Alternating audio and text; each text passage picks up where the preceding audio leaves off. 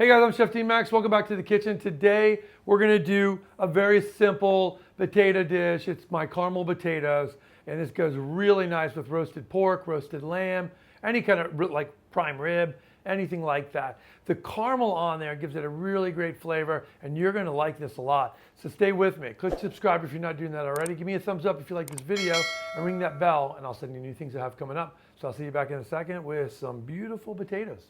Okay guys. Potatoes, these creamer potatoes, you guys can see how beautiful these little potatoes are, right? So they're so tasty and creamy in texture. All I want to do is add a little sweetness to them and salt to them. So I actually make a caramel, and I'll show you how to do that a little bit later. But first, we got to cook the potato perfectly. Now, one of the key ways to cooking a potato is we're going to clean the potato. I cleaned it really good of any dirt, and I put it in a pot of water with plenty of water in that. Okay, and then I'm going to put my flavorings. I want salt, nicely salted, right? And I want some caraway seeds. So I'm going to probably put just, a teaspoon of caraway seeds in there for flavor. Caraway goes really nice with potatoes. Cumin does as well. And I put a lot of bay leaves. So like 4 bay leaves in there, 5 bay leaves, 6 bay leaves in there.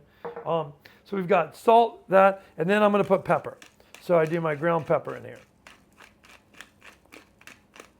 And I want this broth to be super flavorful. Now the key to cooking a potato like this is, it doesn't take that long, especially the small potatoes. So the way you want to cook any fingerling potato like that, just like a beet as well, anytime you have a small root vegetable like that, it's better to put it in water like this, flavor the water with whatever flavor that you want, right?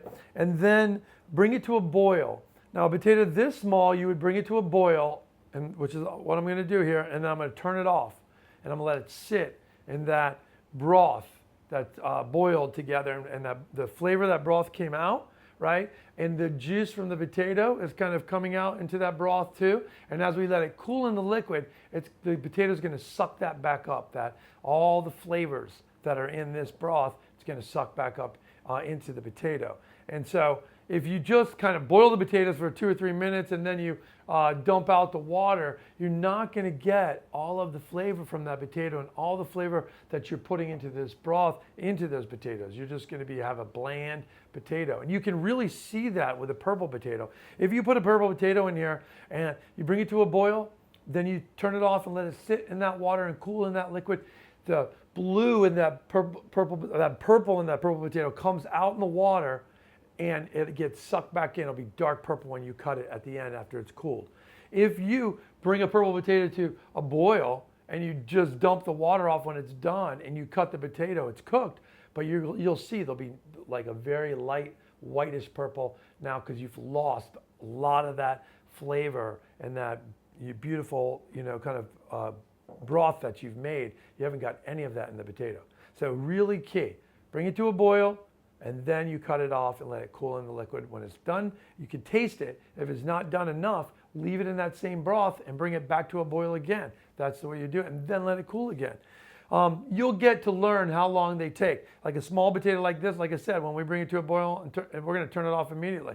If it's a bigger potato, like a new potato, maybe you boil it for like 2 minutes, 3 minutes, then you do it. If it's a large potato, you might want to boil it like 5 to 8 minutes and then cut it off and put it in there. So it's going to really depend on the size of the potato, but that is the proper way to cook the potato. So let's get that on, and I'll see you guys back in a little bit to show you what that looks like. Okay guys, I'm back.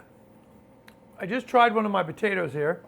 You can see I've drained these, and these beautiful potatoes now are cooled and cooked fully through. And all of the flavor that's in those potatoes is staying in there. So you have that wonderful savoriness from the bay leaf, from the caraway and the salt. Now what I'm going to do is take some sugar, and I put sugar in the bottom of my pan here like this. What we're going to make is a caramel sauce. Now, this is going to take about 2 or 3 minutes to get caramely and bubbly. And I'm going to let it do that, and we're going to come back and I'm going to show you what that looks like. Okay guys, it's been about a couple minutes now, and you can see how this sugar is starting to melt. I don't like to move it around because it's candy basically, right? So as soon as you move it, it sticks to everything. I'm just going to move some of this other sugar that's not melting on top of it it's starting to scatter out a little bit, right? But whatever, if you go to mix it, it's just going to stick all over your little fork here.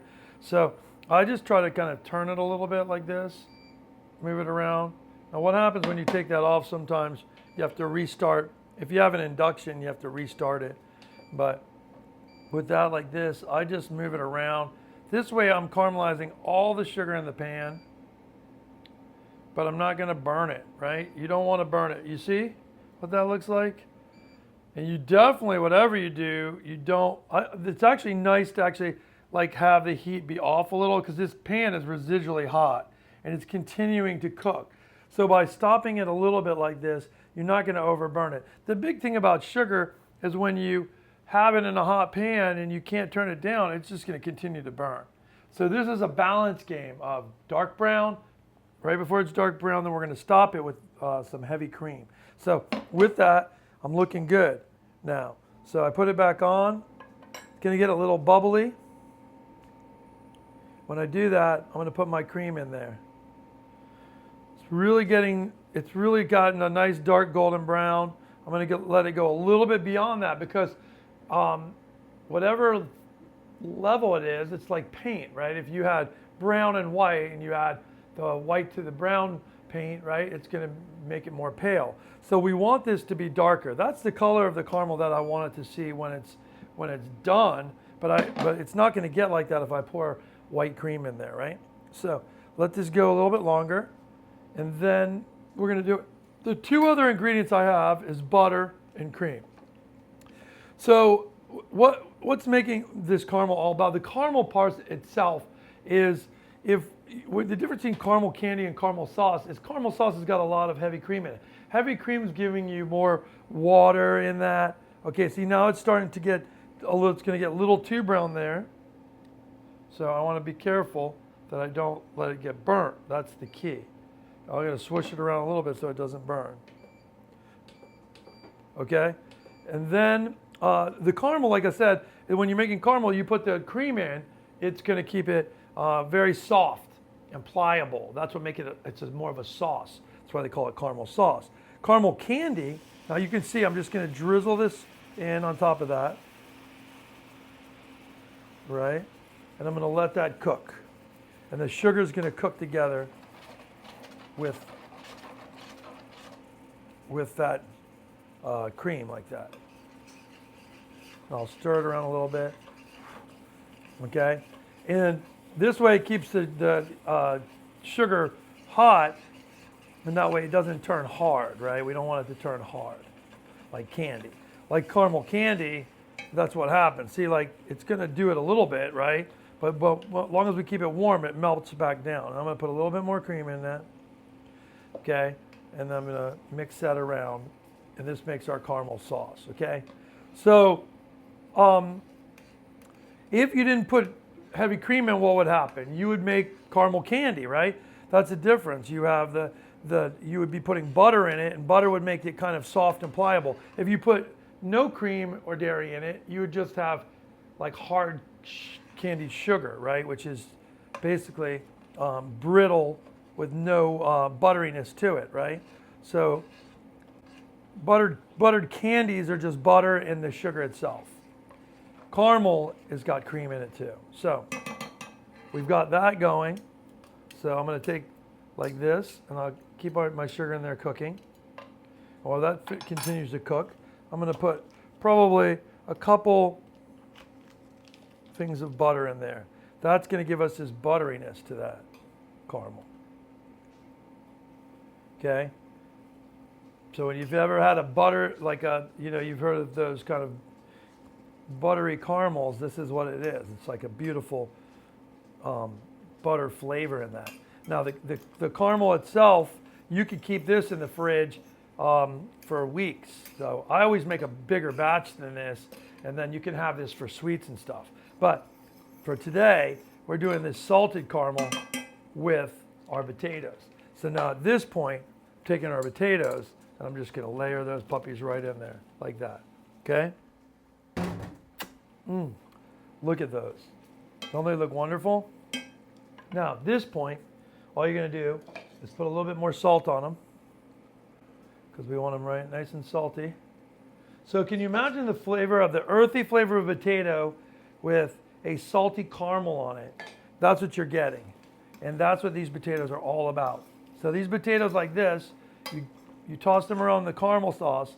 Now, you can put this in a casserole dish now, or just a bigger dish. You can make bigger size than this. This is, a big container for this many potatoes. I would double this up, double the amount of potatoes up for a bigger group. And that's it. Then you just, put these away. You can actually refrigerate them like this if you want with the caramel sauce on them.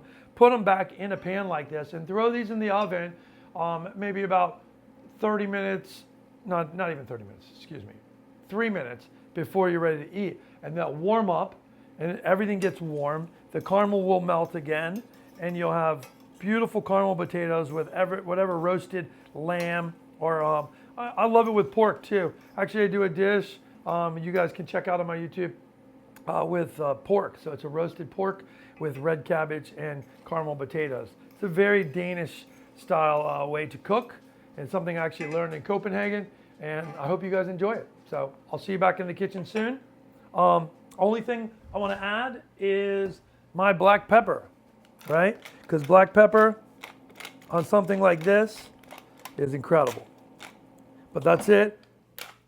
Caramelized potatoes with black pepper, salt, and they're going to be creamy and delicious, and everybody's going to love those. So I'll see you back in the kitchen soon. If you have any questions, leave them below in the comments, and I'll answer them for you.